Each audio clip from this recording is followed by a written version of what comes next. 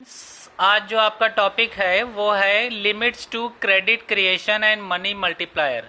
और कल हम लोगों ने देखा था balance sheet of the frictional bank में किस तरह से बैलेंस शीट आपकी बनती है फ्रिक्शनल, और नेट वर्थ और नेट लॉस का वो कैसे होता है, एसेट्स और लाइबिलिटी पे डिपेंडेंट कैसे हो सकता है। ये जो आज आपका टॉपिक है ये है limits to credit creation and money multiplier. इसमें दिया है suppose mister Matthew comes to this bank for the loan. अगर मिस्टर मैथ्यू एक बैंक के पास आते हैं लोन लेने के लिए, can our bank gives this loan, क्या हमारा बैंक ये लोन दे सकता है। If it gives loan and mister Matthew deposit the loan amount in the bank itself, उसी बैंक में वह अपना लोन लेकर के वो अमाउंट को अगर डिपॉजिट कर देते हैं, the total bank deposit and therefore the total money supply will rise. तब जो लोन अमाउंट जो इन्होंने लोन के रूप में लिया, ठीक है, उसको ये पुनः फिर से बैंक में जमा कर देते हैं तो मनी सप्लाई क्या होगी, वो राइज हो जाएगी, इंक्रीज हो जाएगी। It seems as through the bank can go a creating as much money as they want. और ये देखा जाता है बैंक किस तरह से मनी क्रिएट करते हैं, ठीक है, मनी किस तरह से क्रिएट करते हैं जैसा वो चाहते हैं। But is there is limit to money और credit creation by the bank. अब हमें ये देखना है क्या लिमिट है मनी क्रिएशन में या क्रेडिट क्रिएशन में। क्रेडिट क्रिएशन मतलब उधार शाखाएं जो है, उधार देने की एक क्षमता, और मनी क्रिएशन में क्या बैंकों के पास कोई लिमिट है। हाँ, ये क्वेश्चंस क्या है, yes. And this is determined by the central bank of India. Means central bank कौन है, रिजर्व बैंक ऑफ इंडिया, ठीक है। Reserve bank decides a certain percentage of the deposits. Reserve bank ये डिसाइड करता है certain percentage of deposit की, उसी deposit में से सर्टेन परसेंटेज हर बैंकों के लिए, which every bank must keep as reserve, जो सारे बैंक रिजर्व के तौर पे रिजर्व बैंक ऑफ इंडिया के पास एक उसी डिपॉजिट अमाउंट में से वो रखेंगे। This is done to ensure that no bank is over landing. और ये श्योर रहता है कि कोई बैंक ओवर लैंडिंग ना करने पाए, मतलब एक हद से ज्यादा लैंडिंग ना कर पाए, इसलिए ये क्रेडिट क्रिएशन लिमिट्स को बनाया गया है। This is a legal requirement and binding on the bank. ये एक लीगल रिक्वायरमेंट है जो सारे बैंकों को बांधता है। This is also called a required reserve ratio. इसे रिक्वायर्ड रिजर्व रेशियो और रिजर्व रेशियो और cash reserve ratio means CRR कहा जाता है, ठीक है। फिर है अगला टॉपिक जो आपका है CRR means cash reserve ratio, a percentage of deposit with the bank must keep as a CRR with itself. कि होता क्या है, ये CRR जो होता है ये bank also required to keep some reserve in a liquid in short term. हर बैंक कुछ रिजर्व मनी अपने लिक्विड शॉर्ट टर्म के रूप में रखते हैं। ये रेशियो ये क्या कहलाता है, स्टैच्यूरी लिक्विडिटी रेशियो कहलाता है, और इसे कहते हैं SLR, ठीक है।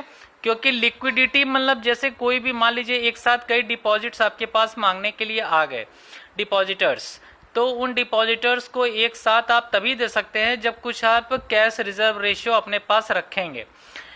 इन our frictional example suppose CRR is a 20%। अगर CRR आपका 20% है, देन विद डिपॉजिट ऑफ ₹100, आपका डिपॉजिट अगर 100 है तो उसमें से 100 माइनस 20 आप करेंगे तो 80 आप लोन अमाउंट के रूप में रख सकते हैं। बाकी जो आपका 20 अमाउंट है 20% से आपका कैश रिजर्व के रूप में रहेगा, ठीक है।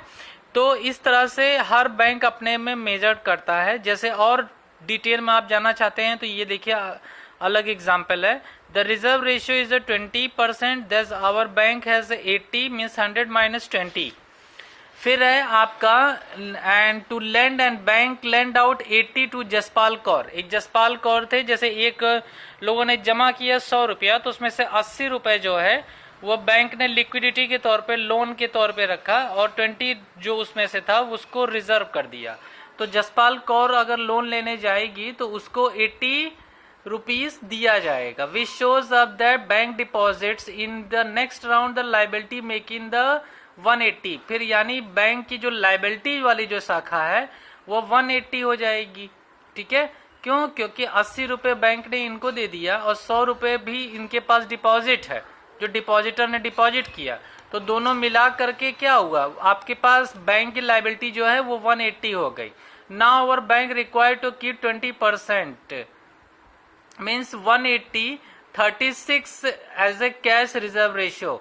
180 में से 36 रुपया कैश रिजर्व बढ़ाएगा 20% में।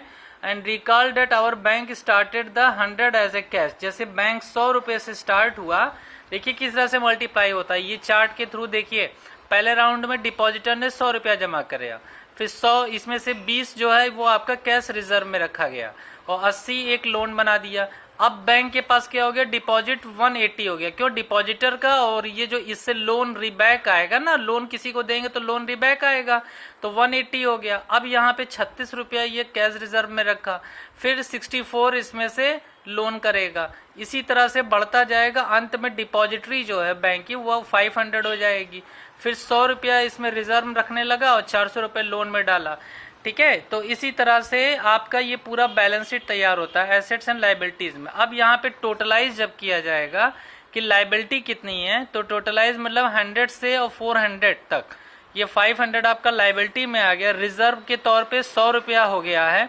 लोन अमाउंट कितना बांटा है, जो लोन भी वो आपका बैंक के एसेट्स ही होगा, क्योंकि वो रिकवर होके आएगा तो बैंक में ही आएगा। तो लोन आपका 400, अब इस तरह से 500 बराबर हो गया, बैलेंस शीट का मतलब सिद्ध हो गया। ठीक है, तो ये आपका मल्टीप्लायर है और इसी तरह से मल्टीप्लाई चार्ट यही है, इसी ढंग से मल्टीप्लाई होते हुए बैंक अपने क्रेडिट क्रिएशन और CRR को मेंटेन करते हैं।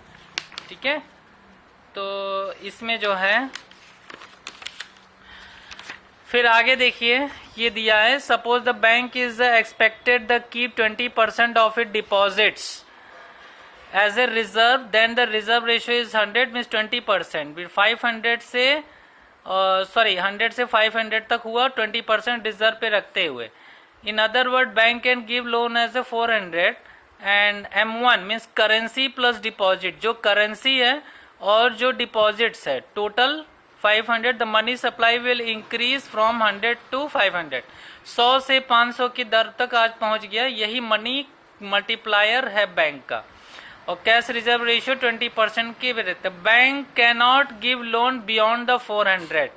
अब बियॉन्ड 400 मतलब 400 से ऊपर नहीं जा सकता, क्योंकि 20% का रेशियो इसका जो है वो बिगड़ जाएगा। यही मनी मल्टीप्लायर का फॉर्मूला है और इसी बेसिस पे मनी मल्टीप्लाई बैंक क्रिएट करता है। ठीक है, तो ये वीडियो आपको कैसा लगा, इसके लिए आप सब्सक्राइब करिए मेरा चैनल और लाइकिंग आप करिए, सब्सक्राइब करते रहिए क्लास प्रिक्स पे। थैंक्स।